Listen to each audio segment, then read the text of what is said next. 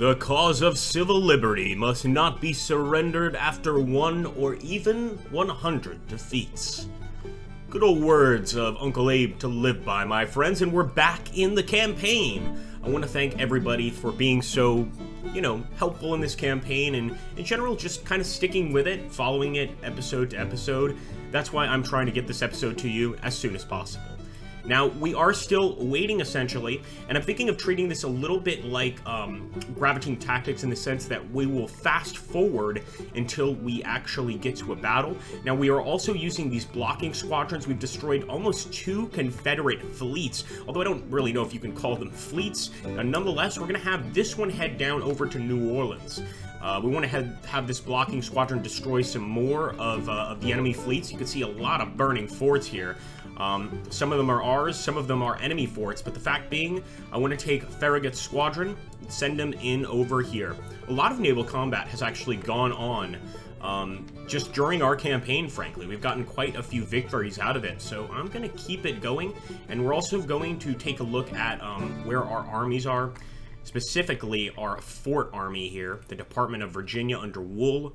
He's not doing great, and we did bring this blocking force over. That's actually how we won that victory. I'm thinking of trying to head over to the Norfolk garrison and just cause some additional trouble. It looks like we've already got this area pretty well closed off. And like I said, we're just waiting for that readiness ticker to get up to normal, and we are very, very close. I did take a look at research earlier, but I think we're fine in terms of research and production. Goods and trade, I'm a little less aware of. Let me take a look here at the strategy. The interesting thing here, this is sort of the official record so far. So, for instance, Nashville, Tennessee, looks like the Confederates captured. Battle of Fort Donelson, of course, we won. A lot of different things have occurred, and Kansas has joined the Union. So, interesting. We actually have a state joining us. That's wonderful. However, I just want to look elsewhere, because it looks like the Confederates are doing a lot of damage there in the south. And after the Battle of Fort Donelson, we've got a lot of armies just kind of hanging out over here. Ulysses S. Grant, etc. What I'd like to do is actually bring him back to our lines here. Pretty sure we can do that. Maybe even bring him back over to Cairo. That's a bit too far, I think. Cairo, Illinois. How's the Army of the Ohio doing? So I think Don Carlos Buell is probably readying up a lot faster than Grant. Yeah, we're going to try to send him over there as well. Just send everybody back to our side of the river. And we will leave the Department of the Tennessee with Henry Wallach right there. In fact, I believe they can attack. We can go ahead and probably hit First Corps. Let's go, boys. Forward with Henry W. Halleck. Did I call him Wallach? Poor guy. Well, guys, we will return when combat commences, but at least we've got a plan, and that is striking right there at Charlotte, and hopefully over to Nashville eventually. They don't seem to have much defending Charlotte, so they might not even put up much of a fight. As always, I would ask those of you that enjoyed this series to please take this time to hit that like button and put a comment down below. I don't care what it is. How about hurrah for the Union? That's simple. Thanks so much. Guys, we're also moving Erasmus Keys over here to where 3rd Corps is under Heintzelman. The idea here being that I want to cross this bridge and hit Harper's Ferry, hit Winchester. These are all, of course, famous Civil War battles, and no doubt important locations for us to control. So I am sending 5th Corps, as you can see, back to Harrisburg, Pennsylvania. I might send 3rd Corps back to Fredericksburg, Maryland. It actually means going back to take the train. That's okay, though. We'll do that. And the reason being, I want these guys to really just be prepared for an attack and head down south. I'm also taking back a few of the guys over here on the front lines as well, back to our front line, or back to our home lines, I should say, to make sure that they are regenerating. In fact, McClellan is already here. I'm sending him all the way back to Philadelphia, so he should get the best of the best in terms of treatment and care. At least that's what we're hoping for. I also think we should make it official, boys. We're going to take Halleck. It is nighttime, so his men are resting, but we are going to order an eastward march after taking Charlotte here, right to Nashville, Tennessee. We want to take that state capital and shut down this rebellion wherever the hell we can. I'm also not liking the fact that the enemy's able to bully us over here with the Mississippi River garrison, so I'm sending the Pittsburgh back to do some damage, and I'm hoping that Foote, with this new ship, can possibly destroy that blockade, or at least, you know, cause the enemy to have some doubts about remaining on the river here. This might be the Mississippi, but it's our Mississippi at this point. It's that simple, boys. Now, of course, they're all resting. Morning is on the way, and they will be marching when it comes. But I do see battle on the horizon, friends. Maybe one of the larger battles that we've yet seen, or the largest battle we've yet seen in this campaign. Of course, our men continue to ready up, and they are getting closer and closer every single day. But the rebels are doing the exact same. Alright, glorious victory at Biloxi Bay. And there we go, guys. Sending that actual naval unit worked beautifully. The Mobile Squadron retreated. The engagement was a remarkable strategic victory, with the enemy fleet steaming to the safety of their harbors. That's what we like to see, guys, and that's great news. It looks like we're definitely doing some damage over here in New Orleans, and the reason this is important is many people think that Virginia is the breadbasket, quote-unquote, of the South. No. The breadbasket of the South is Louisiana. This is where most of their trade comes in. It's where they have most of their actual coastal forts. So I am doing something a little bit different here, sending in the Sophronia, mortar flotilla, as well as, well, pretty much anybody in the region. The Gulf Blocking Squadron will keep here, because this also keeps out other, the enemy, etc. Wait a minute. Battle of Charlotte has ended with the Army of the Tennessee retreating in panic, and once again, guys, yes! Let's take a look here. It's not the Department of the Tennessee, otherwise that would be our force.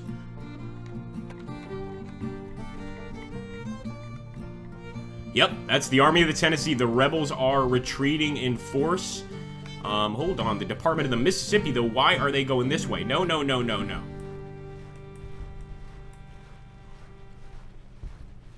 Let's see here. Maybe, just maybe. Let me manage this army. I kind of want to separate him, but I don't think we can break from the stack. This is just too large. Yeah, let's recruit a new army. But that's for specific states.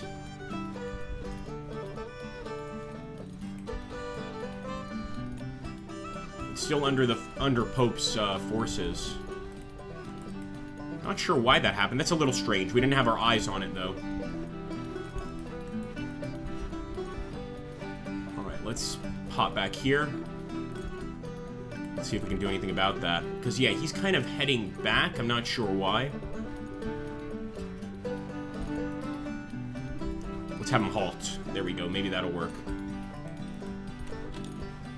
Alright, we're having the Department of the Mississippi halt because he can attack. I'm not sure why he fell back. He did that. Those were not his orders. So again, let's... Maybe somebody can explain to us what's going on here. Warren withdrawing. The enemy of Western Louisiana seems to have withdrawn and is obviously trying to regroup. Wow. I don't know what just happened, but... This is not the Army of the Louisiana. This is the Department of the Mississippi. But maybe there's a similar issue happening here. Let's take a look at our forces in Louisiana. Yeah, we don't have any forces in Louisiana, so it has to be referring to that army. Yup, it's flashing red. I'm not sure what happened, guys. Maybe Henry Halleck is a damn traitor.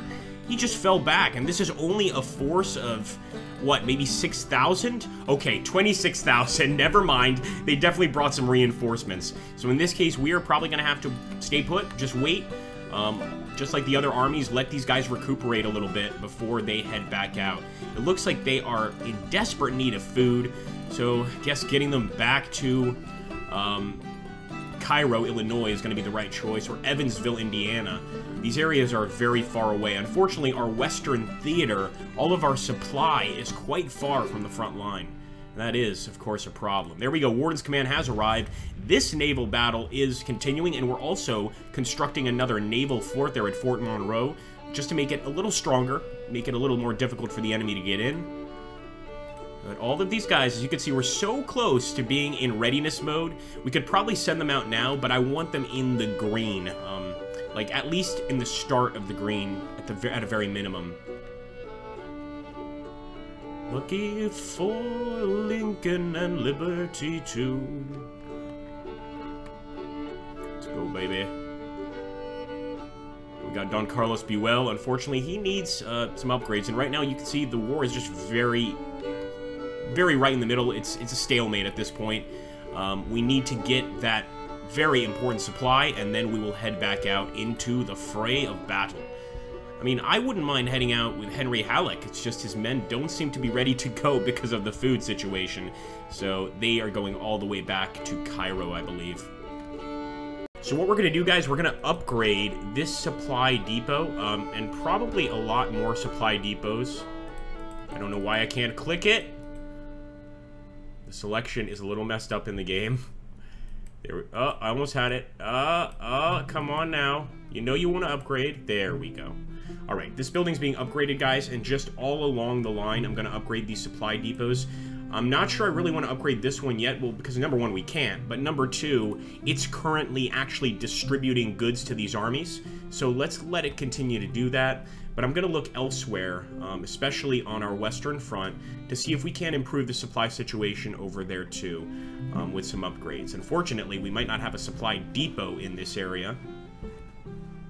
We do, however, have a supply depot in Cairo, and it needs to be much better. There we go.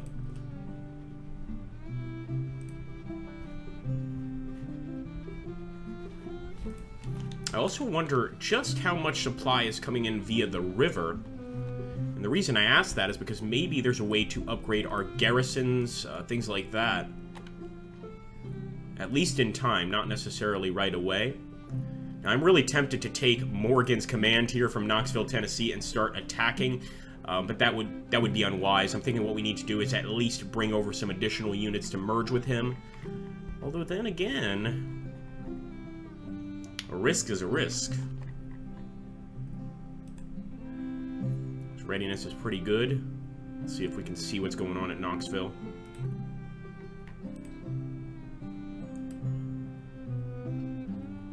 I don't see them not defending Knoxville, Tennessee. So I'm guessing they probably have quite a force there. What we could try to do is recruit additional units over here and construct additional things. So, for instance, a depot, a fort, etc. In fact, I think what we're going to do, let's go over here. We've had a lot of issues with supply here. It's just taken a while, over a week, to get this supply started. So I'm going to take 2nd Corps, and I'm actually going to order him to build a depot right there.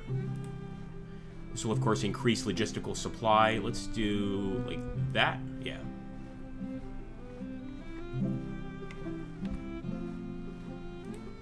Alright, guys. It's going to take a while, as you can see, about 37 days, a little longer than a month, to get that depot up. But this is kind of the price we have to pay for having a war in the first place. We need to make sure that we keep our armies, of course, well-fed, well-supplied, etc. So I think that's kind of the most important thing right now.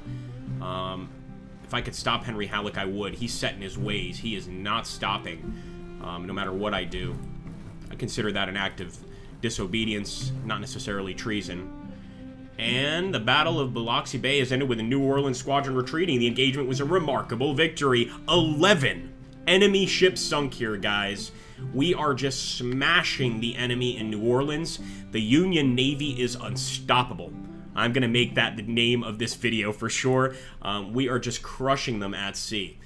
So while we're crushing them at sea, we want to make sure... Oh, it looks like Buell can't actually build that. Want to make sure that somebody is building supply lines way behind the lines. And it looks like, yeah, because this is so far out of the way, not even Grant is going to be able to build here. Buell, he can't build anything here. We're just going to have to keep going back to good old Cairo, Illinois. Not much else we can do there, my friends. But I'm very happy with these naval victories. And while we're building these supply depots and getting these armies back into tip-top shape, this seems to be the right thing to do. Let's also take a look again at Heintzelman and, what was the other? Not McClellan. Yeah, Nathaniel Banks. So we were sending him back as well. I'm almost tempted to just go ahead and have him build something here too. Should we halt him or let him go to Harrisburg? I'm going to let him go to Harrisburg, Pennsylvania, because we do have Heintzelman still watching the area. But again, his readiness is questionable. We're just going to have to see how he handles it going forward here. Anyway, guys, I hope you are, as always, enjoying this series. I absolutely love playing it, and it seems to be going pretty well, number one, in terms of the campaign, because even though we don't really have any armies currently on the offensive, per se, our navy is kicking the hell out of the enemy, and of course we're starting to build some supply depots across the territory just to make sure that our men are fully supplied anywhere they go. I think this is going to be a really important part of this campaign. Just taking a look again at the records here. Biloxi Bay. Yeah, that's the only issue, is the Cumberland is captured by Confederate troops, and that's pretty far north. I don't like that. Cumberland, Maryland. Now, again, not much we can do about it, but certainly something we want to keep an eye on. It's kind of on the same trajectory as Winchester, so this is where I'm thinking with Nathaniel Banks. Yeah, I might just order him to halt. Stay right there and try and resupply from the town here. The town of Gettysburg, in fact.